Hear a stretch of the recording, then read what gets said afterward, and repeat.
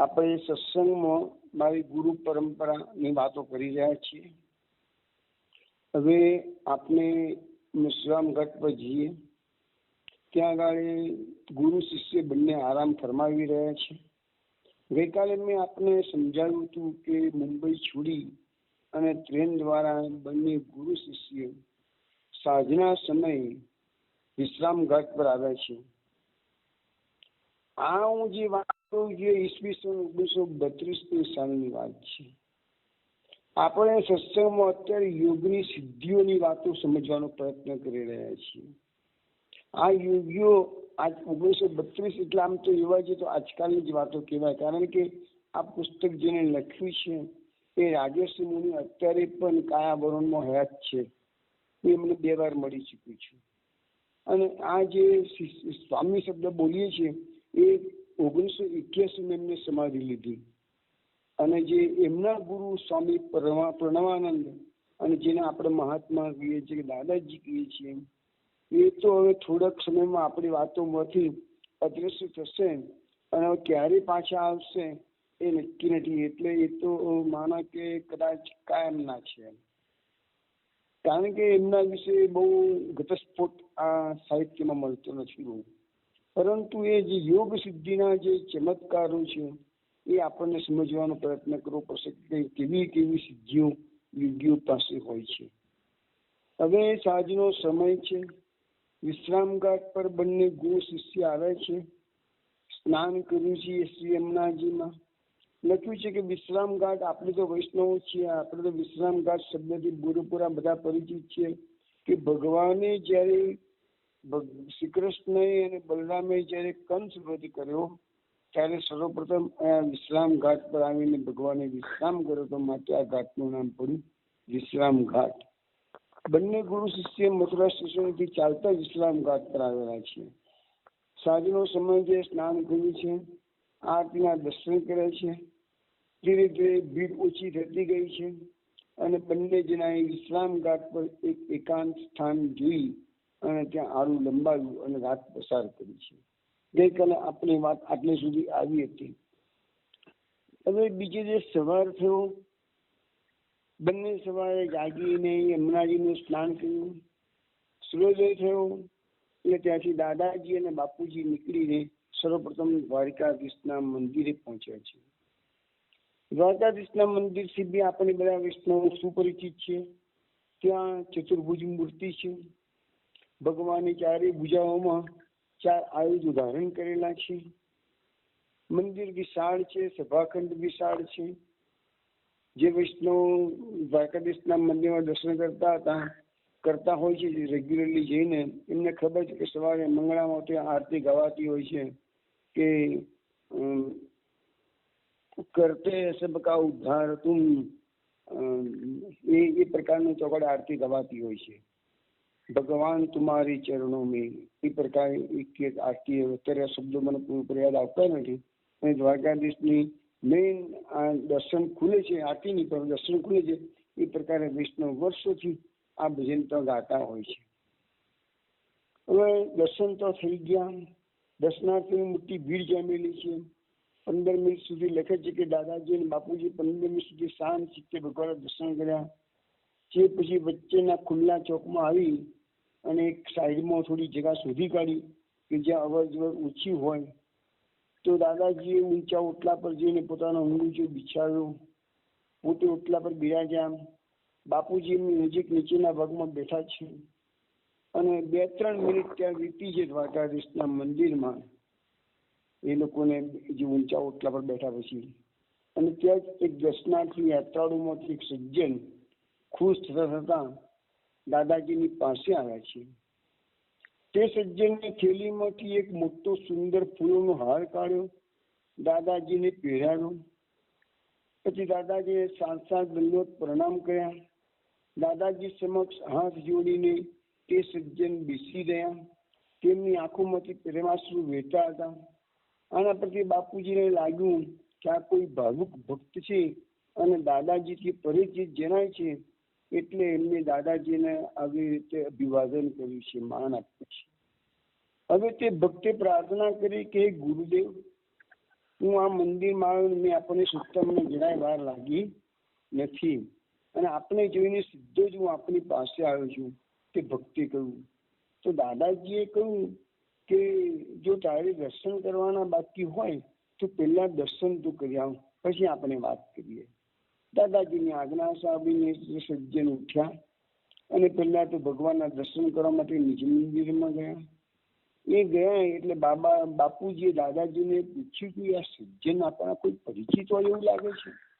એટલે પછી દાદાજી એની ઓળખાણ આપતા કહ્યું કે મથુરાના વતની નથી, પરંતુ એ દિલ્હી રહે છે અને એ મારો નિકટનો સંસારી શિષ્ય છે, એમ એની ઓળખાણ આપી. તો બાપુજીને આશ્ચર્ય હતું કે એના આગમનની તમને જાણ, એમ તમારા આપના આગમનની એની જાણ હતી કે છે? કારણ કે હા, કે હું અહીંયા મથુરાના મંદિરમાં વિશ્રામ ઘાટ પર થઈ દ્વારકાધીશના મંદિરમાં મળીશ એવો સમાચાર મેં એને આપેલા હતા. બાપુજીને આશ્ચર્ય લાગ્યું કે દાદાજી કેવી રીતે સમાચાર આપ્યા છે. દાદાજી તો મુંબઈથી નીકળી સીધા વિશ્રામ ઘાટથી સીધા અહીંયા આવી ગયા છે. રસ્તામાં કોઈ સાથે વાતચીત તો થઈ નથી, પરંતુ હવે જોઈએ છે કે આગળ કેવી રીતે ઘટસ્ફોટ થાય છે બધી વાતનો.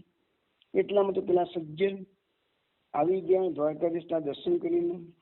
બાપુજી નજીક બેઠા અને દાદાજી સમક્ષ હાથ જોડીને બોલ્યા કે ગુરુદેવ, આપની સેવામાં સેવક હાજર છે, હવે મારા લાયક જે કઈ સેવા હોય તે ફરમાવો. આમ બોલી ને બાપુજી તરફ પણ દ્રષ્ટિ કરી એટલે દાદાજી સર્વપ્રથમ તો જે દિલ્હીથી સજ્જન આવેલા એ અને બાપુજીનો પરસ્પર પરિચય કરાયો અને સ્વામીને કીધું કે સ્વામી, આ મારો શિષ્ય છે, એનું નામ હેમંત છે, તે દિલ્હીથી આવે છે. અને હેમંતને કહ્યું કે આ મારો શિષ્ય છે અને તે એનું નામ સ્વામી છે. આ રીતે પરસ્પર બંને શિષ્યોનો પરિચય થયો. પછી હેમંત બાબુએ ફરીથી દાદાજીને વાત કરી કે ગુરુદેવ, હવે મારો દીકરો પંકજ બિલકુલ સ્વસ્થ થઈ ગયો છે અને મારી પત્ની સુભદ્રાએ પણ આપણને પ્રણામ પાઠવ્યા છે. હું તો આપને મળવા માટે દિલ્હીથી મથુરા આવવા નીકળ્યો તો પંકજ પણ મારી સાથે આવવા તૈયાર થઈ ગયો હતો, પરંતુ મેં તેને સમજાવ્યો હું ગુરુદેવને મથુરાથી દિલ્હી લઈ આવું છું, માટે તું આવીશ નહીં મારી સાથે. દાદાજીએ કીધું કે બેટા, તે સારું કર્યું. તારા પંકજની તબિયત અત્યારે સારી નથી, એટલે તે પ્રવાસનો પરિશ્રમ થાય તે ઠીક નહીં, તેને આરામની જરૂર છે. અને પછી તો શું થયું કે એ પ્રકારની બધી પેલા બાપુજીને તો આ બાબતની સ્વામીને કઈ ખબર પડતી નથી કે આ બધી શું વાતો ચાલી રહી છે કે, પરંતુ એને પછી દાદાજીએ હેમંત સ્વામીને કહ્યું કે સ્વામી, ગઈકાલે સાંજે જ હું તો આવ્યો હતો, ના સોરી, એટલે હેમંતને કહ્યું કે હું તો અહીંયા મથુરામાં ગઈકાલ સાંજે જ આવ્યો છું અને એની પેલા 2.5 વર્ષ મુંબઈમાં રહ્યો કે છે. અને પણ ગઈકાલે સાંજે આપ પધાર્યા એટલે હેમંતે પૂછ્યું તો ભાઈ તમે નિવાસ ક્યાં કરો, રાત્રે ક્યાં વિતાવી? ત્યારે એમને દાદાજીએ કહ્યું કે અમે વિશ્રામ ઘાટ પર રાત્રિનો વિશ્રામ કર્યો હતો કે છે. અને તો પછી હેમંતે કીધું કે મારી હાર્દિક પ્રાર્થના એ છે કે આજે જ આપ બધા બંને જણા મારી સાથે દિલ્હી પધારો અને અનુકૂળતા હોય એટલો સમય મારી સાથે રહો. દાદાજી કીધું ભાઈ દિલ્હી તો અમે આવીશું, પરંતુ આજે નહીં, અત્યારે અમારો કાર્યક્રમ તો બ્રજભૂમિની પરિક્રમા કરવાનો છે, એટલે અઠવાડિયા પછી અમે દિલ્હી જરૂર આવીશું.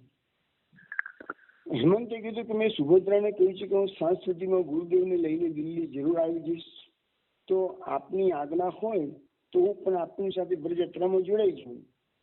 તો દાદાજીએ કીધું હેમંત, તું આજે તો દિલ્હી પાછું જા, કારણ કે એ તો તારી પત્ની સુભદ્રાની ચિંતા થશે અને અમારી ત્યાગીઓની યાત્રા તો હંમેશા કષ્ટદાયક હોય. અમારે તો પદયાત્રા કરવાની, અમે તો કોઈ ગાડીમાં ફરવાના નથી અને ભિક્ષા મળે ત્યારે અમે જમી લઈશું. તને એ બધી કષ્ટ લેવાની તમે સંસારીઓને ફાવશે નહીં કે જેમ, માટે તું દિલ્હી પાછું ફરતું છે. તો પછી કહે છે કે હું આપને લેવા માટે ક્યારે આવું ને ક્યાં મળું દિલ્હી લઈ જવા માટે, એમના માટે પૂછ્યું એને. કહે છે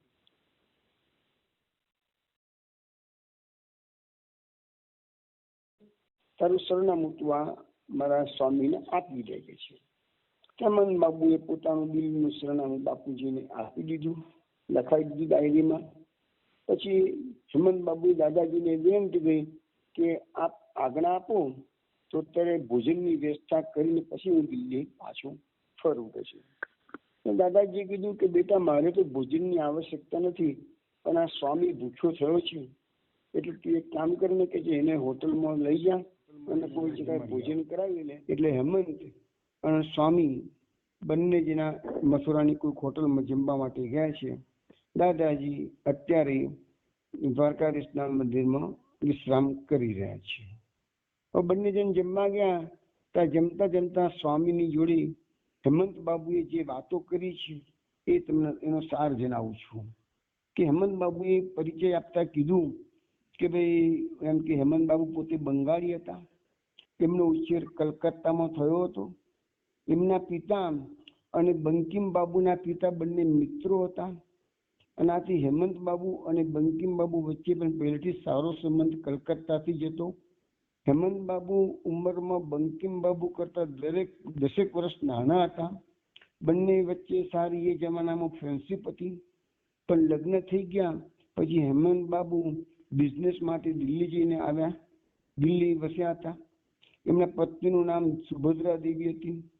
અને આ બંને પતિ પત્નીને લગભગ અત્યારના સમયે 8 વર્ષનો એક પુત્ર છે, એનું નામ છે પંકજ. હવે આ બાજુ કલકત્તામાં બંકિમ બાબુએ જ્યારે સંન્યાસ ગ્રહણ કર્યો કલકત્તા છોડીને અને પ્રણવાનંદ નામ ધારણ કર્યું, પછી તેઓ તીર્થાટન 1 વર્ષ સુધી જ્યારે કર્યું ત્યારે એ વખતે ચોમાસાની અંદર એ 2 મહિના દિલ્હીમાં, એટલે આજથી લગભગ 20 વર્ષ પહેલાની વાત છે, તો 2 મહિના માટે દિલ્હીમાં હેમંત બાબુના ઘેરે રોકાયા હતા. હેમંત બાબુ પહેલેથી જ બંકિમ બાબુના પરિચિત હોવા ઉપર ધાર્મિક પ્રકૃતિના હતા. તો હેમંત બાબુએ અને સુભદ્રા દેવીએ એ સમયે સ્વામી પ્રણવાનંદજી પાસેથી મંત્ર દીક્ષા લીધી હતી. એટલે કે દાદાજીના સર્વપ્રથમ શિષ્ય આ દંપતી બન્યું હતું. અને પછી સ્વામી પ્રણવાનંદજીએ 17 વર્ષ સુધી તો હિમાલયના જંગલોમાં જઈને એકાંતમાં સાધના કરી અને સાધના કરીને પછી દાદાજી મુંબઈ આવ્યા. હવે હેમંત બાબુને તો દીક્ષા આપીને સ્વામી દાદાજી છૂટા પડી ગયા.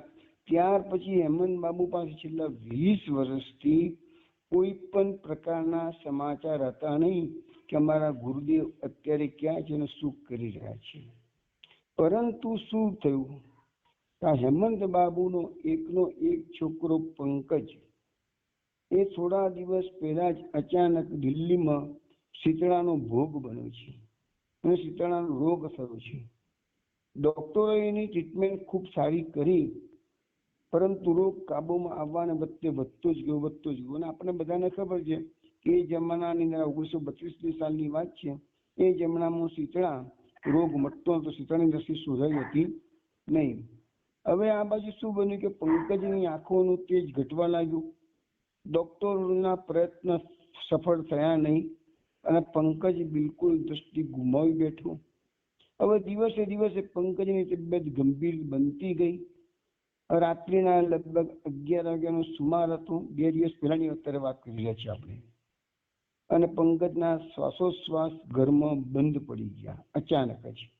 હેમંત બાબુએ પંકજની નાડી તપાસી તો જોયું તો બિલકુલ ધબકારા છે જ નહીં. સુભદ્રા દેવી અને હેમંત બાબુ પંકજની આવી સ્થિતિ જોઈને ગભરાઈ ગયા. બંને પતિ પત્ની રડવા લાગ્યા. હવે એમને થયું કે નાડી પકડાતી નથી, શ્વાસોશ્વાસ બંધ થઈ ગયા છે, એટલે પંકજના બચવાની કોઈ આશા છે જ નહીં હવે.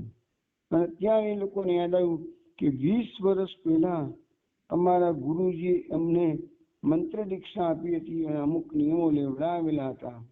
તો એ લોકોએ હવે આવા કટોકટીના સમયમાં ગુરુદેવનો પોકાર કર્યો અને શ્રદ્ધાપૂર્વક ગુરુદેવનું સ્મરણ કરવા લાગ્યા. હવે રાત્રે 11 વાગ્યાનો સુમાર છે. 2 દિવસ પહેલાની જ આ વાત આપણે કરી રહ્યા છીએ. અને અચાનક એમણે જોયું કે રાત્રે એમના ઘરનું બહારનું કોઈ ખખડાવી રહ્યું છે. હેમંત બાબુએ જઈને દ્વાર ખુલ્યું તો જોયું, અરે ગુરુદેવ! 20 વર્ષ પછી ગુરુદેવ પધાર્યા. તેઓ આનંદમાં બોલી ઉઠ્યા, ગુરુદેવ આપે તો બહુ મોટી કૃપા કરી. હેમંત બાબુ તો ગુરુજીને જોતા જ પોતાનું દુઃખ વિસરી ગયા અને હસમાં આવીને બૂમ પાડી, અરે સુભદ્રા જો તો ખરી, કોણ આવ્યું છે? આજે ઘણા વર્ષો પછી ગુરુદેવ આપણા ઘરે પધાર્યા છે. ગુરુદેવનું નામ સાંભળીને સુભદ્રા દેવી પણ આંસુ લૂછતા લૂછતા બહારના બાજુ દોડી આવ્યા. હેમંત બાબુ અને સુભદ્રા દેવીએ સાષ્ટાંગ દંડવત પ્રણામ કર્યા. હવે આ લોકો કશું બી કે એ પહેલા દાદાજીએ કહી દીધું કે તમે બંને જણા પંકજની ચિંતા કરશો નહીં, પહેલા તો તમે મને પંકજની પાસે લઈ જાઓ. તો હેમંત બાબુ અને પંકજ જે રૂમની અંદર જે પંકજ મરણતોલ હાલતમાં સૂતેલો હતો ત્યાં લઈ ગયા. સુભદ્રા દેવીએ તરત જ ગુરુજી માટે ખુરશી પર સ્વચ્છ આસન બિછાવીને પંકજના પલંગની પાસે જ ગુરુદેવને પધારવા માટે આમંત્રણ આપ્યું. દાદાજી તે ખુરશી પર બિરાજ્યા. પંકજની સ્થિતિથી દાદાજી સંપૂર્ણપણે વાકેફ હતા અને એમને કટોકટીના સમયમાં ગુરુદેવ મદદ કરવા માટે જ આવેલા હતા. છતાં ઔપચારિક રીતે એમને પૂછ્યું, પંકજને શું થયું છે? હેમંત બાબુએ ટૂંકમાં બધી વાતો કહી દીધી કે બે શીતળાના કારણે દ્રષ્ટિ ગુમાવી દીધી છે, ડોક્ટરોના ઉપાયો ફેલ ગયા છે, એ અત્યારે જીવન મરણ વચ્ચે ઝોલા ખાઈ રહ્યા છે, શ્વાસોશ્વાસ બંધ પડી ગયા છે, નાડી પકડાતી નથી, વગેરે વગેરે. દાદાજીએ બંને પતિ પત્નીને સાંત્વન આપતા કહ્યું કે ગભરાશો નહીં, પંકજને હમણાં જ સારું થઈ જશે. પણ એ લોકોએ કહ્યું કે ભાઈ એના તો શ્વાસોશ્વાસ નાડીના ધબકારા પણ બંધ પડી ગયા છે, અમે તો હિંમત હારી ગયા છીએ. એટલે ગુરુજી આપ કૃપા કરશો તો જ અમારા પંકજને જીવતદાન મળશે. તો દાદાજીએ કીધું બંને જણાને કે તમે બિલકુલ રડશો નહીં, હવે તમને હું જે કહું છું એ પ્રમાણે કરો. દાદાજીએ પોતાની બંને ચરણ પાદુકાઓ કાઢી અને એક હેમંત બાબુને આપી અને એક સુભદ્રા દેવીને આપી અને કહ્યું કે તમે બંને એક એક પાદુકા લઈ અને પંકજના સમગ્ર શરીર પર ધીરે ધીરે સ્પર્શ કરાવીને ફેરવો. ગુરુજીની આજ્ઞા મુજબ હેમંત બાબુ સુભદ્રા દેવી બંને એક એક પાદુકા લઈને પંકજના શરીર પર ધીરે ધીરે સ્પર્શ કરવા માંડ્યો. અને એ દરમિયાન દાદાજીએ પોતાનો જમણો હાથ પંકજની છાતી પર મૂકી રાખ્યો અને થોડી વાર આંખો મીચીને દાદાજી બેસી રહ્યા. હવે જ્યાં જ્યાં પંકજના શરીર પર પેલી પાદુકાનો સ્પર્શ થતો ગયો ત્યાંથી શીતળા બધા શાંત પડતા ગયા. આ લોકોએ થોડી મિનિટો સુધી ચરણ પાદુકા આખા શરીર પર ફેરવી અને થોડી જ વારમાં પંકજના શરીર પરના શીતળા બિલકુલ અદૃશ્ય થઈ ગયો.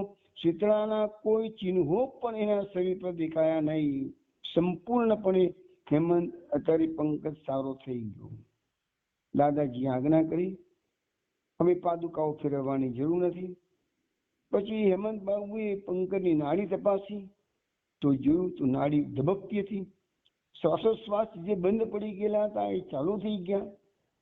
હવે દાદાજીએ પોતાનો હાથ પકડી પંકજની છાતી પરથી ઉઠાવી લીધો અને તેના કપાળ પર મૂક્યો. પૂર્વવત દાદાજી આંખો બંધ કરીને થોડી વાર બેસી રહ્યા. થોડી વાર પછી એમને આંખો ખોલી અને તરત જ એ જ વખતે પંકજ પણ જાણે ઊંઘમાંથી જાગતો હોય એમ આળસ મરડીને આંખો ખોલી. જે પંકજની દ્રષ્ટિ ચાલી ગઈ હતી એ જ પંકજ અત્યારે આંખો ખોલીને જોવા મળ્યો. દાદાજી સામે સર્વપ્રથમ એ જોયું અને ધીરેથી પૂછ્યું, માં, મને કોણે ઊંઘમાંથી જગાડ્યો? સુભદ્રા દેવીએ કહ્યું કે બેટા, તને તો ગુરુદેવ આપણા ઘેર પધારે છે, એને જગાડ્યો છે કે છે. તો પંકજે દાદાજી તરફ નજર ફેંકીને કીધું, માં, આ ગુરુદેવ બિરાજે છે? હા બેટા, તું એમને જોઈ શકે છે? હેમંત બાબુએ પૂછ્યું. હા, આ ગુરુદેવ તો મારી બાજુમાં બેઠા છે, મારા કપાળ પર હાથ મૂક્યો છે, એ જ ગુરુદેવ ને, હું એમને જોઈ શકું છું. તો હેમંત બાબુએ પૂછ્યું, બેટા, તને ગુરુદેવના દર્શન થાય છે તો મારા અને તારી માના દર્શન થાય છે? તને ના પાડી. પંકજ કે ના, મને બીજું કશું દેખાતું નથી, મને તો માત્ર ગુરુદેવના દર્શન થાય છે. બંને પતિ પત્નીને આશ્ચર્ય લાગ્યું. દાદાજીની સામે જોયું. દાદાજીએ કહ્યું કે જે બની રહ્યું છે તેનો ઘટસ્ફોટ કરતા દાદાજીએ કહ્યું કે અત્યારે પંકજ મારી શક્તિ દ્વારા જોઈ રહ્યો છે એટલે ફક્ત મને જુએ છે, પરંતુ તમે પતિ પત્ની બંને જણ ચિંતા કરશો નહીં. એ થોડી જ વારમાં પોતાની શક્તિ પ્રાપ્ત કરશે એટલે બધાને જોઈ શકશે. આટલું બોલીને દાદાજીએ પોતાનો હાથ પંકજના કપાળ પરથી ઉઠાવી લીધો. પછી તેમણે પંકજની આંખો પર એક ભીના કપડાની પટ્ટી બાંધવા માટે સુભદ્રા દેવીને જણાવ્યું. સુભદ્રા દેવીએ પટ્ટી બાંધી એટલે દાદાજીએ પંકજના કાનમાં ધીમે ધીમે કંઈક મંત્રોચ્ચાર શ્રવણ કરાવ્યો. 5 મિનિટ વીતી હશે એટલે દાદાજી આજ્ઞા કરી કે હવે એની આંખ પરની પટ્ટી ખોલી નાખો. સુભદ્રા દેવીએ એ પ્રમાણે કર્યું. પંકજે ધીમે ધીમે ફરીથી આંખો ખોલી અને તે ધીમે ધીમે પંકજ ચારે બાજુ દ્રષ્ટિ ફેરવવા લાગ્યો. હવે તેને બધું જ દેખાવા લાગ્યું. હેમંત બાબુ અને સુભદ્રા દેવી તો આ ચમત્કાર જોઈને દાદાજીના ચરણોમાં ધડી પડ્યા અને આનંદાશ્રુ વહેવા લાગ્યા. હે ગુરુદેવ, આજે તો આપે પંકજને નહીં પરંતુ અમારા સમસ્ત કુટુંબને નવજીવન આપ્યું છે. અમે આપનું આ ઋણ તો આ જન્મે શું ક્યારે ચૂકવી નહીં શકીએ. તમે તો 20 વર્ષ પછી મને દર્શન આપ્યા છે અને એ પણ આવી મારી કટોકટીના સમયમાં. અમારું અહોભાગ્ય છે કે અમે તો આપણા અનસમજુ અને તુચ્છ બાળકો છીએ, પરંતુ આપ તો કરુણાના સાગર છો. આપની લીલા ન્યારી છે અને 20 વર્ષ પછી ખરા સમયે તમે અહીંયા પધારી અને અમારા કુટુંબને જીવતદાન આપ્યું છે કે છે. હેમંત બાબુએ પંકજને પલંગમાંથી નીચે ઉતાર્યો. દાદાજીના ચરણોમાં બેસાડીને પ્રણામ કરાવ્યા. એ વખતે ઘડિયાળમાં લગભગ રાત્રિના 12ના ટકોરા પડ્યા અને દાદાજી ઊભા થતા કહ્યું, ચાલો હવે હું જાઉં છું કે છે. તો દાદાજીની આ વાત સાંભળી સુભદ્રા દેવી બોલી ઉઠ્યા, અરે અમે તો અમારા સ્વાર્થની ચિંતામાં ગુરુજી આપણું પૂજન કરવાનું પણ ભૂલી ગયા છીએ. હેમંત બાબુએ કહ્યું, ગુરુદેવ આપ તો ઘણા વર્ષો બાદ પધાર્યા છો, તો થોડા દિવસ રોકાઈ જાઓ. દાદાજીએ કહ્યું કે તેમ કરવું શક્ય નથી. તો આ લોકોએ કહ્યું કે ભાઈ અત્યારે મધ્યરાત્રે જવાને બદલે કમસે કમ રોકાઈને કાલ સવારે પધારજો. તો દાદાજીએ કીધું, ના હું તો અત્યારે જઈશ. એમ બોલીને દાદાજી તો દરવાજા ભણી ચાલવા મળ્યું. હેમંત બાબુને લાગ્યું કે ગુરુજીને વધારે આગ્રહ કરવો યોગ્ય નથી, કારણ કે એમની વાત તો એ જ જાણતા હોય. એટલે એમને કહ્યું કે તો પછી મને આપણા દર્શન ક્યારે અને ક્યાં થશે? ત્યારે દાદાજીએ કીધું, હેમંતને તું એક કામ કર કે પરમ દિવસે સવારે સૂર્યોદય પછી મથુરાના દ્વારકાધીશના મંદિરમાં આવજે, હું તને બાકીની વાત ત્યાં કરીશ. તો શું અત્યારે હેમંત બાબુએ કહ્યું કે તો શું આપણે અત્યારે મધ્યરાત્રે આપ મથુરાનો પ્રવાસ કરશો? કારણ દાદાજીએ કીધું, તું તેની ચિંતા ના કર. યોગીઓની યાત્રા તો અવિરત ચાલતી જ રહે છે. મારો પણ એક પ્રવાસની અંતર્ગત બીજો પ્રવાસ ચાલુ જ હોય છે. કારણ કે અત્યારે હેમંત બાબુને ખબર નથી કે અત્યારે દાદાજી એમના શિષ્ય સ્વામી સાથે ટ્રેનમાં મુસાફરી કરી રહ્યા છે. અને આપણે ગઈકાલે સત્સંગમાં આવ્યું હતું, વૈષ્ણવ યાદ કરો કે 2 કલાક માટે દાદાજી ટ્રેનમાંથી અલોપ થઈ ગયા હતા. તો એ અલોપ થઈ ગયા એનું મુખ્ય કારણ હવે આપણે સમજાવ્યું હશે કે 2 કલાક દરમિયાન દાદાજી ચાલુ ટ્રેનમાંથી દિલ્હી પધારી ગયા અને હેમંત બાબુના ફેમિલી કુટુંબ જે ખૂબ જ મુશ્કેલીમાં હતું એને એક ખૂબ જ ચમત્કારિક રીતે મદદ કરી અને પાછા ટ્રેનની અંદર જ્યાં હતા ત્યાં પોતાના કોચમાં બિરાજમાન થયા. દાદાજી તો દરવાજા સમીપ પહોંચી ગયા. હેમંત બાબુએ દ્વાર ખોલી આપ્યું. ઘરની બહાર નર્યો અંધકાર હતો અને દાદાજી થોડી જ ક્ષણોમાં અંધકારમાં વિલીન થઈ ગયા. હેમંત બાબુને ખબર પણ ન પડી કે ગુરુજી આયા ક્યારે અને ગુરુજી ગયા કેવી રીતે. તો બાપુજીને સમજાવ્યું કે મથુરાથી મુંબઈ આવતા દાદાજી ટ્રેનમાંથી જે 2 કલાક માટે અદ્રશ્ય થઈ ગયા હતા એનું કારણ દાદાજીએ તે વખતે જણાવ્યું નહોતું, પરંતુ સ્વામીને કહ્યું હતું કે સમય આવે તને ખબર પડશે. તો આજે એને ખબર પડી ગઈ કે શા માટે દાદાજી અદ્રશ્ય થયા હતા. અને આ બાજુ હેમંત બાબુએ દિલ્હીમાંથી ખબર પડી જણાવ્યું હતું કે સવારે તું ત્રીજે દિવસે સવારે તું દ્વારકાધીશના મંદિરમાં મળજે. એટલે હેમંત બાબુ દિલ્હીથી વેળાસર નીકળી બજારમાંથી ફૂલનો સુંદર હાર પરચેસ કર્યો અને દાદાજીને શોધતા દ્વારકાધીશના મંદિરમાં આવી ગયા છે. તો આ બધું હેમંત બાબુ અહીંયા પધાર્યા. સ્વામીને હોટલમાં જઈને જમવાનું પતાવી દીધું. બંને જણા જમ્યા છે. પછી પાછા સ્વામીને અહીંયા દ્વારકાધીશના મંદિરમાં પહોંચાડી દીધા છે. પછી હેમંત બાબુએ દિલ્હી જતા પહેલા છૂટા પડતા પહેલા દાદાજી માટે થોડાક ફળો ખરીદ્યા છે. અને બાપુજીને પ્રવાસમાં મુશ્કેલી ન પડે તે હેતુથી પૈસા આપવા માંડ્યા. ત્યારે બાપુજીએ કહ્યું કે ના ભાઈ, મારાથી એક પૈસો પણ લેવાય નહીં, ગુરુજીની મનાઈ છે. પરંતુ છેવટે થોડા ફળો જે આપેલા એનાથી હેમંત બાબુને સંતોષ થયો. પરંતુ પેલા તો સ્વામીને ખબર પડી ગયેલી કે 1 રૂપિયાની નોટ પણ રહી ગઈ હતી. તો ગુરુજી નારાજ થઈ ગયા હતા. એટલે એમને હેમંત બાબુ પાસેથી પૈસા લેવાની સ્પષ્ટ ના પાડી દીધી. હવે હેમંત બાબુએ મોકલાવેલા ફળોમાંથી બાપુજીના અગ્રણી વસ્તે દાદાજી એક ફળે લીધું, પ્રેમપૂર્વક આરોગ્યું. બાકીના ફળો બાપુજીને તેમના માટે રાખવા જણાવ્યું. પછી બાપુજીએ પૂછ્યું કે ગુરુજી, હવે આપનો શું કાર્યક્રમ છે? તો દાદાજીએ કહ્યું કે સ્વામી, હવે મારે તને કેટલીક વિશેષ વાતો કહેવાની છે, માટે તે માટે એકાંત વાળું સ્થળ વધુ અનુકૂળ રહેશે.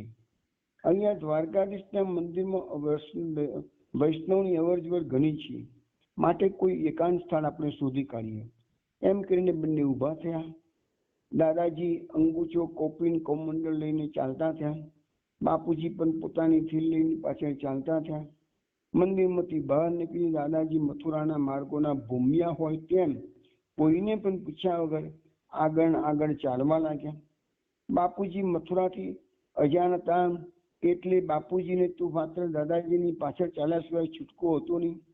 છેવટે છોડું ચાલીને એ લોકો આગળ ગયા. ત્યાં એક સાંકડી ગળી આવી અને સાંકડી ગલીની અંદર થઈ બંને એક મંદિર પાસે આવી ગયા. અને એ મંદિરમાં વાતાવરણ શાંત હતું. બપોરનો સમય થઈ ગયો હતો, એટલે એ શિવ મંદિર હતું અને ત્યાં આગળ કોઈની અવર જવર હતી નહીં. એ હતું મથુરામાં આવેલું રંગેશ્વર મહાદેવનું મંદિર. આજે પણ મથુરામાં રંગેશ્વર મહાદેવનું મંદિર છે જ. જ્યાં તે મંદિરની અંદર જોયું તો મંદિર સાંકડી ગલીમાં આવેલું હતું, પણ અંદરથી વિશાળ હતું. એકમાત્ર પૂજારી બેઠેલા હતા અને બેઠા બેઠા ઝોકા ખાતા હતા. એટલે દાદાજી બાપુજીને લઈ અને અંદરના ભાગમાં ગયા અને એક એકાંત જગ્યા શોધી કાઢી ત્યાં આગળ પણ. અને લાગ્યું કે અહીંયા કોઈ ડિસ્ટર્બ કરશે નહીં. અને રંગેશ્વર મહાદેવના મંદિરમાં દાદાજી શાંતિથી બિરાજ્યા. હવે દાદાજી તો ગાડે ધ્યાનમાં બેઠા થોડી વાર માટે. પછી થોડી વાર ધ્યાન છોડ્યા પછી બહારના ચોકમાં એક ઓટલા પર બિરાજ્યા. બાપુજી તેમની સમીપ જરા નીચેના ભાગમાં બેઠા. હવે દાદાજીએ ચોમે દ્રષ્ટિ ફેરવીને જોઈ લીધું કે ત્યાં વાર્તાલાપ સાંભળી શકે કોઈ હતું નહીં. દાદાજીએ ગંભીર સ્વરે કહ્યું, સ્વામી, આજે હું તને એક અમૂલ્ય ઉપદેશ આપું છું. એનાથી ચઢિયાતી આ સંસારની કોઈ પણ વસ્તુ નથી. આજે હું તને અત્યંત ગુપ્ત યોગ રહસ્ય સમજાવીશ. બાપુજીએ કહ્યું કે હું આપની કૃપા અને મારું અહોભાગ્ય સમજુ છું. હવે વાર્તાલાપ તો પૂરેપૂરો આપણને સમજાવવું પડશે નહીં. ટૂંકમાં એના થોડા અંશો હું આપને કહું છું. કે દાદાજીએ કીધું કે સ્વામી, મેં તને અગાઉ યોગ દીક્ષા તો આપી છે, પરંતુ યોગનું રહસ્ય મેં તને સમજાવ્યું નથી. યોગ દીક્ષા એ સાધના માટેની ચાવી છે. તું એ મુજબ સાધના આરંભીશ અને થોડી પ્રગતિ થશે તે પછી તું અમુક ચોક્કસ ભૂમિકા પર પહોંચીશ. એ સમયે તને વિશેષ માર્ગદર્શનની આવશ્યકતા રહેશે. એ વખતે મારી અનુપસ્થિતિને કારણે તને મુશ્કેલી ન પડે એ હેતુથી આજે તને હું યોગનું રહસ્ય સમજાવું છું.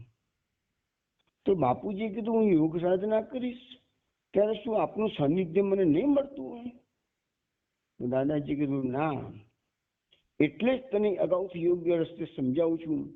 નહીં તો પરિપાટી એવી છે કે શિષ્ય એ ચોક્કસ ભૂમિકાએ પહોંચે તે પછી જ ગુરુએ એ રહસ્યનું તેની સમક્ષ ઉદ્ઘાટન કરવું જોઈએ. તો બાપુજી કહે છે કે મને અગાઉથી એ પ્રાપ્ત થાય એને તું આપનો અનુગ્રહ સમજુ છું. તો આટલી વાર્તાલાપ થયા પછી દાદાજી બાપુજી સમક્ષ યોગ રહસ્યનું ઉદ્ઘાટન કર્યું. તેના પ્રત્યેક પાસાની વિગતવાર સમજૂતી આપી. બાપુજીએ જે મુદ્દાઓ ન સમજ્યા તે પ્રશ્નો પૂછીને વધુ સ્પષ્ટતા મેળવી. દાદાજીએ તેમની શંકાનું યોગ્ય સમાધાન કર્યું. છેવટે પૂછ્યું, હવે તને યોગ રહસ્ય બરાબર સમજાયું ને?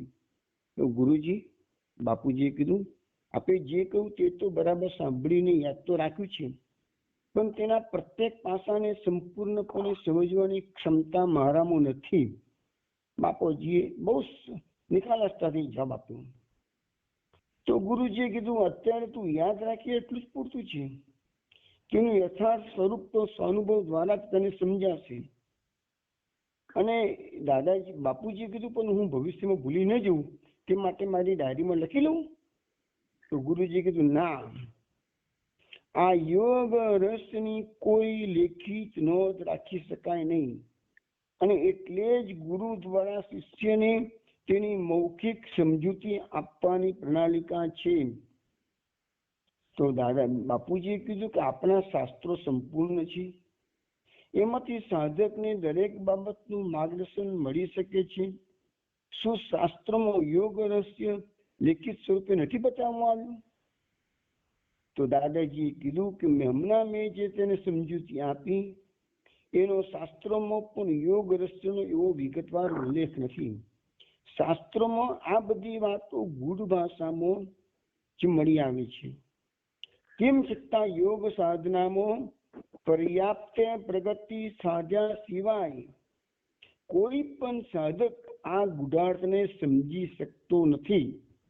વળી આ ગુઢાર્થ સમજવા માટે સાધનામાં પ્રગતિ કર્યા પછી અનુભવી ગુરુની સહાય લેવી જ પડે છે. સાધનામાં આગળ વધ્યા સિવાય બુદ્ધિશાળી વ્યક્તિઓ શાસ્ત્રો વાંચીને આ રહસ્યનું યથાર્થ સ્વરૂપ સમજી શકતા નથી. આ બધી અનુભવની વાતો છે. આ ગૂઢ ભાષા વાંચીને કોઈ રહસ્ય સમજી શકે તેમ છે જ નહીં. એના માટે અધિકાર જોઈએ, શિષ્યનો પણ અધિકાર, અને ગુરુ પણ અનુભવી હોય તો જ આ બધું રહસ્ય ઉદ્ઘાટન કરી શકે. તો સ્વામીએ કહ્યું કે આપે કૃપા કરીને મને અગાઉથી જ યોગ રહસ્ય સમજાવ્યું. હું તો હજુ જરૂરી ભૂમિકાએ પહોંચ્યો પણ નથી, તો ભવિષ્યમાં શું હું કોઈને પણ અગાઉથી આ રહસ્ય આપી શકું? તો ગુરુજીએ કીધું, ના, હું તો જાણું છું કે ભવિષ્યમાં તું એ ભૂમિકા પર જરૂરથી પહોંચવાનો છે. તેથી મેં તને અપવાદ કરીને અગાઉથી એડવાન્સમાં જ આ બધું યોગ રહસ્ય સમજાવી દીધું છે.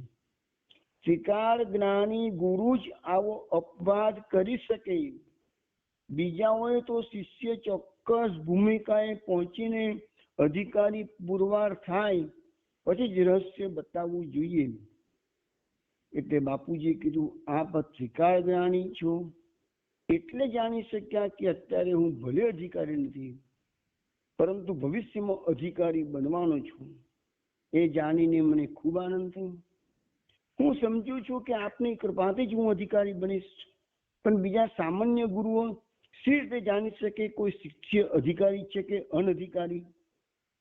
તાને દાદાજીએ કહ્યું કે શિષ્ય અધિકારી છે કે અનધિકારી, જો ગુરુ ચોક્કસ સિદ્ધ પુરુષ હોય તો એને ખબર પડી જાય. નહીં તો પછી જે ગુરુએ ખાલી શાસ્ત્રોની વાતો સાંભળેલી જ હોય તો એ શિષ્યના અધિકારી વિશે કોઈ નિર્ણય કરી શકે તેમ નથી.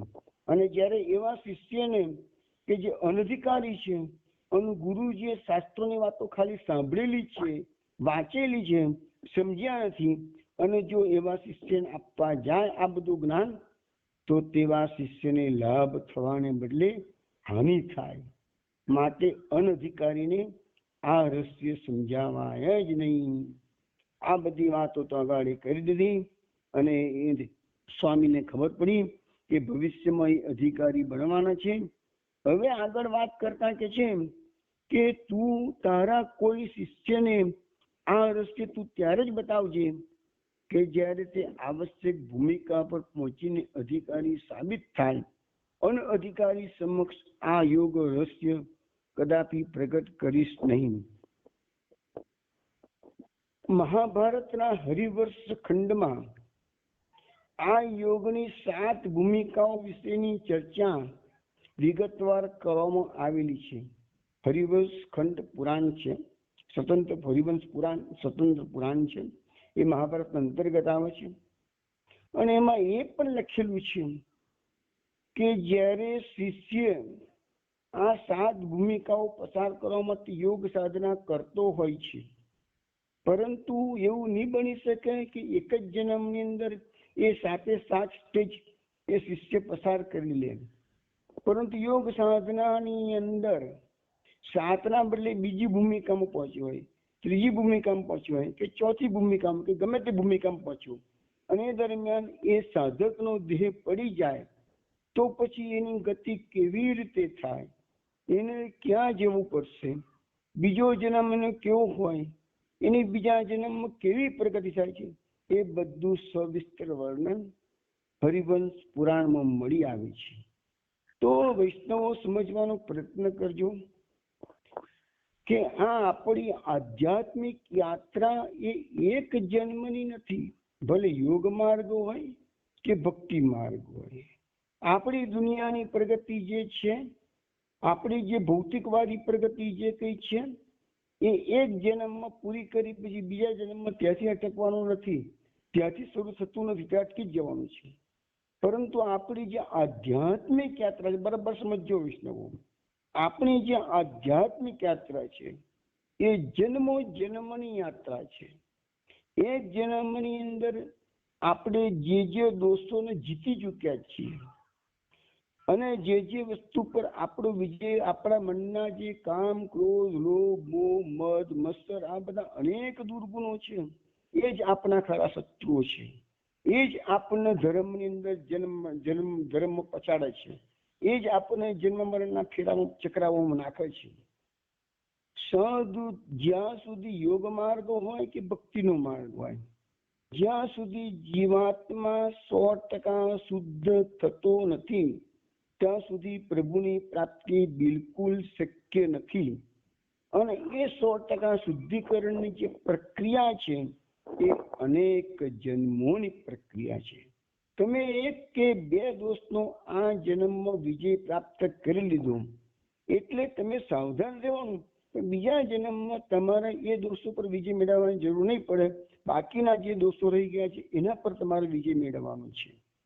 પરંતુ સાવધાન તો દરેક તબક્કે રહેવું પડે છે. અને એટલા માટે જે આધ્યાત્મિક માર્ગ ઘણો ગૂઢ છે. અને એ સાધકને કે ભક્તિ માર્ગનો કોઈ પણ ભક્ત હોય એને પણ યથાર્થ ગુરુની જરૂર એટલે જ છે કે એમાં અનેક વિઘ્નો આવે છે, અને એ વિઘ્નો એને પાર કરવા માટે ગુરુના માર્ગદર્શનની જરૂર છે. પરંતુ અત્યારના કડીકાળની અંદર એવા સમર્થ ગુરુદેવો મળવા ઘણા અઘરા છે. એટલે વૈષ્ણવે તો માત્ર ને માત્ર કૃષ્ણ, અને આપણે તો પુષ્ટિ માર્ગે વૈષ્ણવ છીએ, અને આપણા ગુરુ તો શ્રી મહાપ્રભુજી છે. એટલે મહાપ્રભુજીને જ મનમાં યાદ રાખી અને એમના માર્ગદર્શન હેઠળ એમના પુસ્તકો દ્વારા આપણને આજે પણ મહાપ્રભુજીનું માર્ગદર્શન મળે છે. આજે મહાપ્રભુજી વાકપતિ છે, એટલે આજે પણ એ ગ્રંથો રૂપે વૈષ્ણવના ઘરમાં બિરાજે છે. એટલે આપણે ભક્તિ માર્ગમાં જો પ્રગતિ કરવી હોય તો આપણે તો મહાપ્રભુજીના ગ્રંથોને જ માન આપવું જ પડશે, અને એ પ્રમાણે જ આગળ વધવું પડશે. બાકી નહીં તો પછી આ જન્મ પછી બીજો જન્મ, ત્રીજો જન્મ એ ચાલ્યા જ કરશે. હવે આમાં થોડીક થિયરી છે, પણ એ હું અત્યારે પાછું આપણો સબ્જેક્ટ થોડો સાઈડમાં નીકળી જાય છે એટલે ટોપિક લેતો નથી. પરંતુ સમય આવે હું તમને ભક્તિ માર્ગની પણ થોડીક થિયરી સમજાવવા પ્રયત્ન કરીશ. હું એટલો વિદ્વાન તો નથી, પણ હું જે કંઈ થોડું ઘણું સમજ્યો છું એ સમજાવવા પ્રયત્ન કરીશ. ચલો આપણે આ વાત આગળ વધીએ. તો અહીંયા આપણને આ રંગેશ્વર મહાદેવના મંદિરમાં અત્યારે ગુરુ શિષ્ય વચ્ચે જે વાર્તાલાપ થઈ રહ્યો એ બધો મેં આપને સમજાવ્યો. હવે વાર્તાલાપ આગળ જઈ રહ્યા છે એમાં એમ કીધું, દાદાજીએ બાપુજીને એવું કહે છે કે બેટા, સાંસારિક ઋણ અને આધ્યાત્મિક ઋણમાં થોડો તફાવત છે. તો સાંસારિક ઋણ સંબંધિત વ્યક્તિ સાથેનો હોય, અને આધ્યાત્મિક ઋણ જે છે એ ગુરુ શિષ્ય પરંપરાનો હોય. જે વૈષ્ણવોએ ભાગવતનો બરાબર અભ્યાસ કર્યો છે એમને ખબર હશે જ કે ભાગવતમાં 3 પ્રકારના ઋણની વાત આવે છે. એ 3 પ્રકારના ઋણ જુદા. મનુષ્ય જન્મ છે ત્યારે એના માટે 3 પ્રકારના ઋણ છે: દેવ ઋણ, પિતૃ ઋણ અને દેવ ઋણ, પિતૃ ઋણ અને શાસ્ત્રનું ઋણ છે, ઋષિ ઋણ.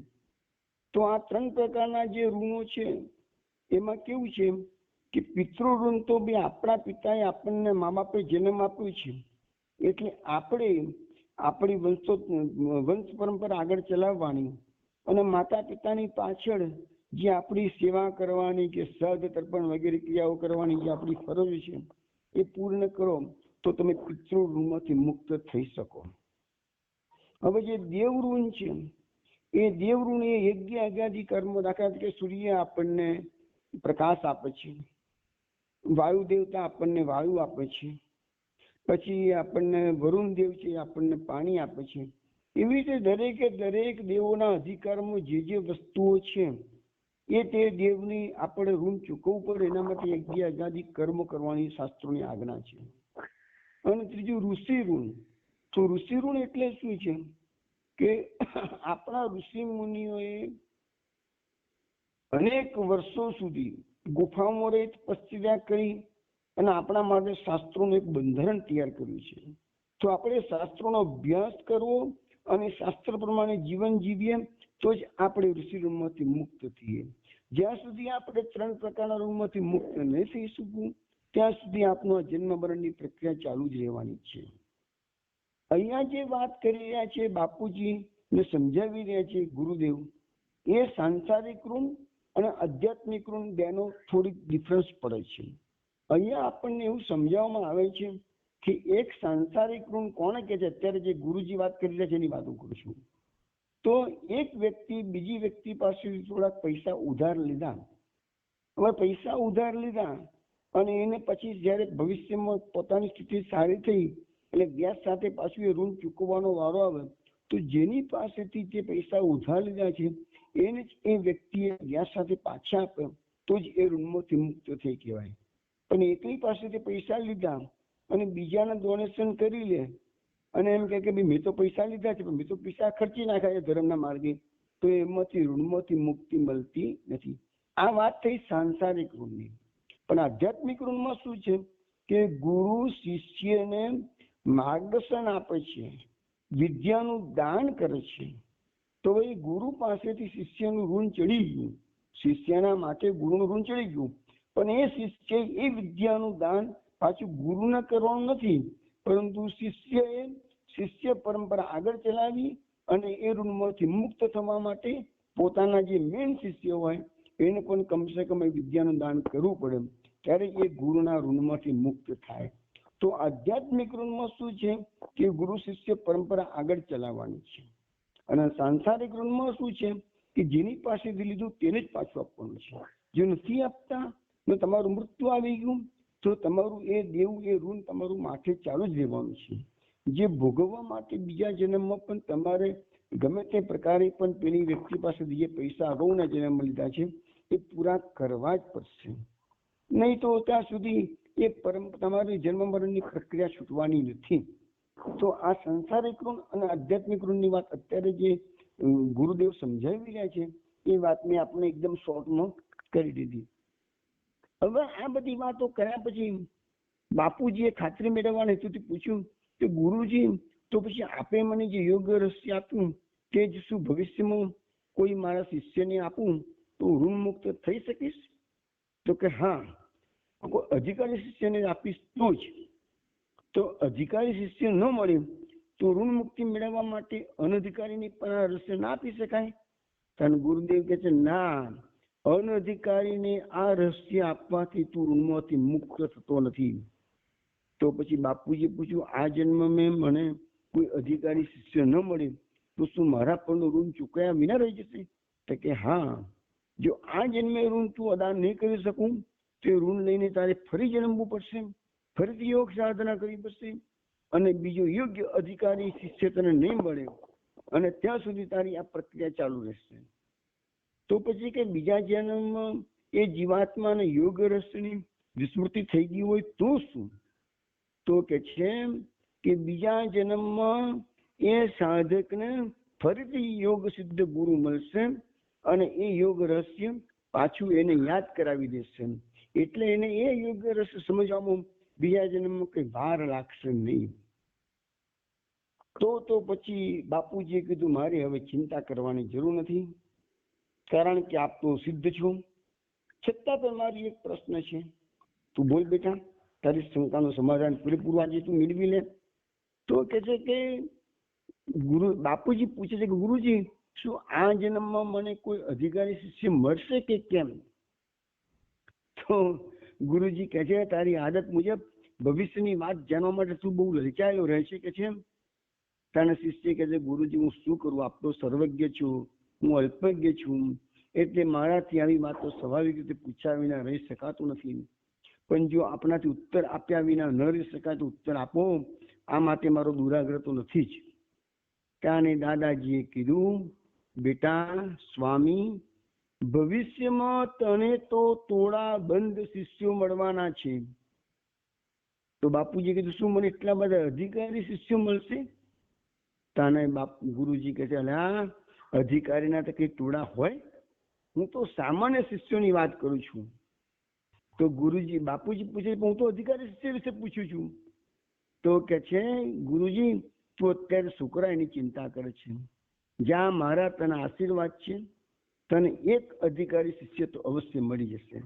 અને એ આ બાપુજીને જે અધિકારી શિષ્ય મળ્યા એ જ અત્યારના રાજર્ષિ મુનિ. એ રાજર્ષિ મુનિએ યોગ માર્ગમાં ઘણી પ્રગતિ કરી છે.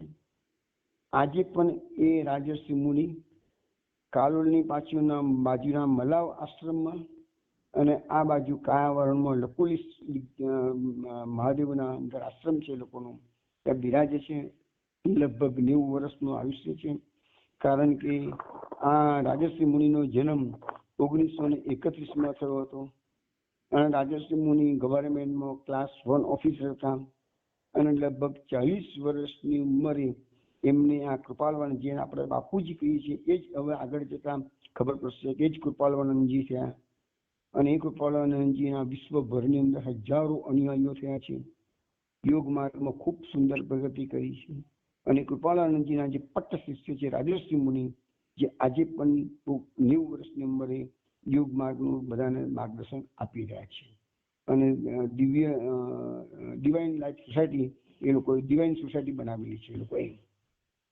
તો અહીંયા આ મેં કહું કે ભાઈ બાપુજીને કીધું તમારી ઋણ મુક્તિ તો આ જન્મમાં થઈ જ જશે, કારણ કે તને યોગ્ય શિષ્ય મળશે અને અધિકારી શિષ્યને તું બધી આ યોગ રસની વાતો આપજે, એટલે આગળ બધી વાતો આવશે જ કે બાપુજી એમને સંન્યાસ દીક્ષા રાજર્ષિ મુનિ આપે છે અને આગળ એમને ઘણી પ્રગતિ કરેલી છે. હવે આપણે વ્રજયાત્રા આગળ કરીએ. તો રંગેશ્વર મહાદેવના મંદિરમાં દાદાજીએ બાપુજીને સહરહસ્ય સંપૂર્ણ યોગ દીક્ષા આપી અને પછી કહ્યું કે હવે આપણે વ્રજભૂમિની યાત્રાનો આરંભ કરીએ. મથુરામાં ભગવાન શ્રી કૃષ્ણનું જન્મસ્થાન હોવાથી પ્રથમ આપણે કૃષ્ણ જન્મસ્થાનના દર્શન કરવા જઈશું અને પછી આપણે ગોકુળ પ્રત્યે પ્રયાણ કરીશું. ભગવાન શ્રી કૃષ્ણનો જન્મ કંસના કારાગારમાં થયો હતો અને એ જ આજે કારાગાર મથુરામાં શ્રી કૃષ્ણ જન્મસ્થાન તરીકે જાણીતું સ્થાન છે. એટલે બંને ગુરુ શિષ્ય સર્વપ્રથમ શ્રી કૃષ્ણ જન્મભૂમિના દર્શન કરવા ગયા. વ્રજયાત્રાનો આરંભ કરતા પહેલા દાદાજીએ બાપુજીને કેટલાક નિયમો સમજાવતા કહ્યું કે હવે આપણે વ્રજભૂમિની યાત્રા પગે ચાલીને કરવાની છે, ખુલ્લા પગે જ કરવાની છે, શક્ય તેટલું મૌન પાળવાનું છે, ચાલતા ચાલતા યાત્રા કરતા કરતા ઈષ્ટ મંત્રોનો જપ કરતા રહેવાનું છે, માત્ર આવશ્યકતા પૂરતી જ વાત કરવાની છૂટ, યાત્રા દરમિયાન અન્ય ક્ષેત્રમાંથી જે કંઈ ભિક્ષા મળે તેમાંથી દિવસમાં ફક્ત એકવાર ભોજન કરવાનું છે, રાત્રે ખુલ્લામાં ભૂમિ પર શયન કરવાનું છે. દાદાજીએ આ પ્રકારે નિયમો સમજાવ્યા એટલે બાપુજીએ પોતાના ચંપલો કાઢીને ઠેલામાં મૂક્યા દાદાજીએ પોતાની પાદુકાઓ કાઢી એટલે બાપુજીએ તેની પણ પોતાના બીજા હાથમાં ઉઠાવી લીધી. દાદાજી પાસે કમંડળ, વધારાનો અંગૂછો અને કૌપિન એટલી જ વસ્તુઓ રહી.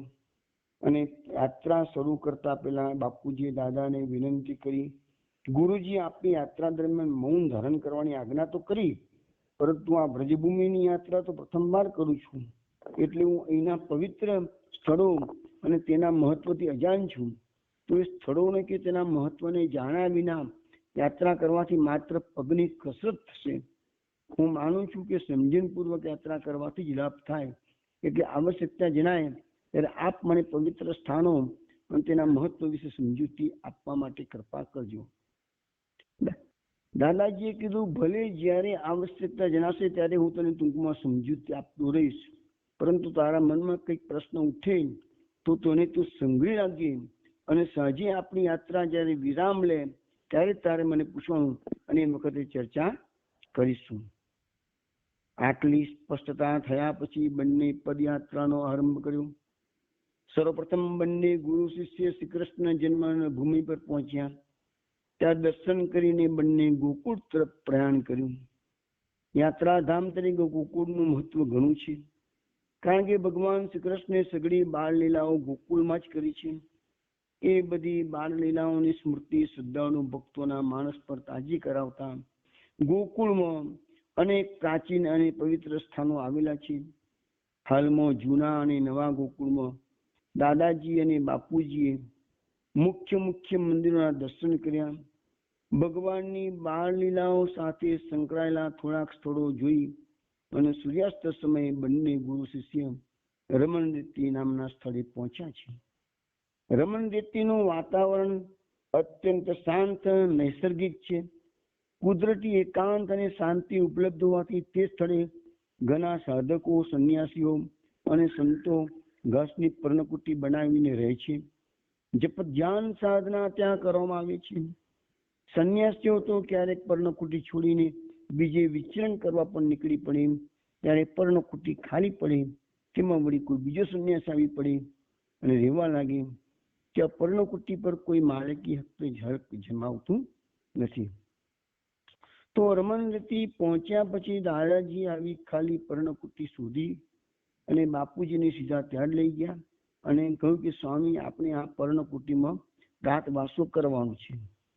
બાપુજીએ પર્ણકુટીની અંદરથી સફાઈ કરી. તે દરમિયાન દાદાજીએ કમંડળના જળથી હાથ પગ મોં ધોયા. બાપુજીએ પણ પર્ણકુટી સાફ કરી. પછી હાથ પગ મોં ધોવા માટે વિચાર્યું. તેમણે જોયું કે દાદાજીએ કમંડળના જળનો ઉપયોગ કર્યો હતો, એટલે તેમની ધારણા હતી કે કમંડળમાં જળ ખાલી થઈ ગયું છે. આથી નજીકમાં કોઈ સ્થળેથી કમંડળમાં નવું જળ ભરી લાવવાના વિચારથી જ્યારે બાપુજીએ કમંડળ ઉઠાવ્યું ત્યારે જોયું તો કમંડળ પાણીથી ભરેલું છલોછલ ભરેલું છે. તેમને કમંડળ ઉઠાવતા જોઈને દાદાજીએ પૂછ્યું, ક્યાં મને ક્યાં ચાલ્યો? તને કે છે, બાપુજી કે છે, કમંડળ ખાલી હશે એમ માનીને પાણી ભરવા જતો હતો, પણ આ તો ભરેલું જ છે. શું આપે હમણાં હાથ પગ ધોવા માટે આમાંથી જળ તો વાપર્યું જ છે ને? દાદાજીએ કીધું કે મેં એમાંથી જળ તો વાપર્યું છે, તું પણ એમાંથી જળથી હાથ પગ મોં ધોઈ લે. આપની વ્રજયાત્રા પૂરી ન થાય ત્યાં સુધી આ કમંડળનું જળ ખૂટશે નહીં, એવો મેં સંકલ્પ કરેલો છે. દાદાજીએ સવારે જમણા ઘાટ ઉપરથી વિશ્રામ ઘાટ પરથી કમંડળમાં જળ ભરેલું. પછી તેને ફરીથી ભરવું પડેલું હતું નહીં. આખો દિવસ તેમાંથી જરૂર પ્રમાણે બંને જણાએ જળ પીધું, છતાંય જળ જેમનું તેમ રહ્યું. યાત્રા દરમિયાન દાદાજીના હાથમાં જ કમંડળ હતું, એટલે બાપુજીને આ વાતની ખબર પડી નહીં. પરંતુ બાપુજી સાંજે કમંડના જળથી હાથ પગ ધોવા ગયા ત્યારે એમને ખબર પડી કે દાદાજીએ કમંડળમાં જળ આખી યાત્રા માટેનું પૂરતું ભરી લીધું હતું.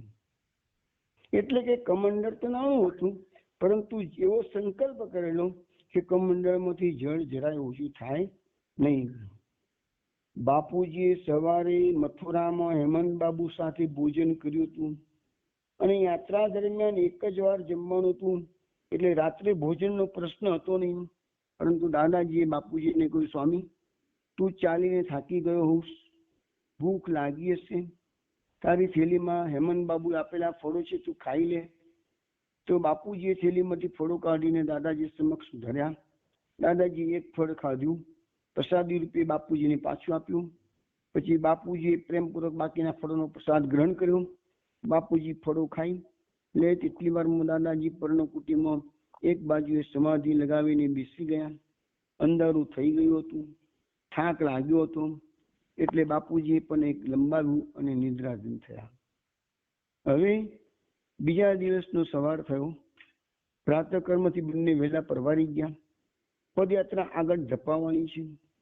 તેઓ લોહવન તથા માનસરોવરની યાત્રા કરીને પ્રસિદ્ધ તીર્થક્ષેત્ર વૃંદાવન તરફ આગળ વધ્યા. એટલે હવે શું છે કે રમણ રીતિના યાત્રા કરી ના લોકો લોહવન ગયા છે.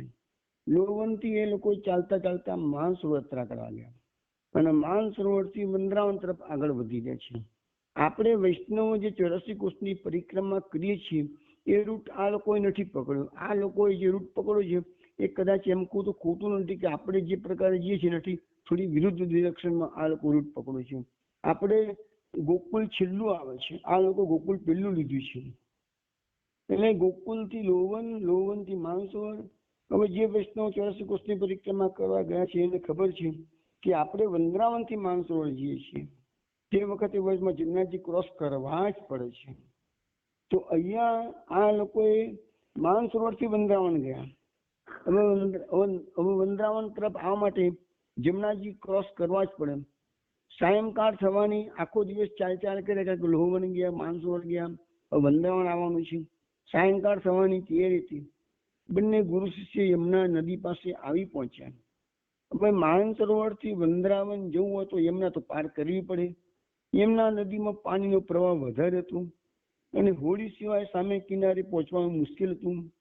પરંતુ જે જગ્યાએ એ લોકો ગયા પહોંચ્યા તો કોઈ નાવ દેખાતી હતી નહીં. એટલે નદી પાર સી રીતે કરશે એવી મૂંઝવણ તો બાપુજી અનુભવી રહ્યા હતા. પણ બાપુજીની મૂંઝવણ પામી ગયા. દાદાજી બોલ્યા, સ્વામી, આજે હું તને એક અલગ પ્રકારની સફર કરાવીશ, જેવી સફર જે જિંદગીમાં ક્યારેય કરી નહીં હોય. આમ કહીને દાદાજી કિનારા પરથી ઉતરીને નદીના જલ પ્રવાહ તરફ ગયા.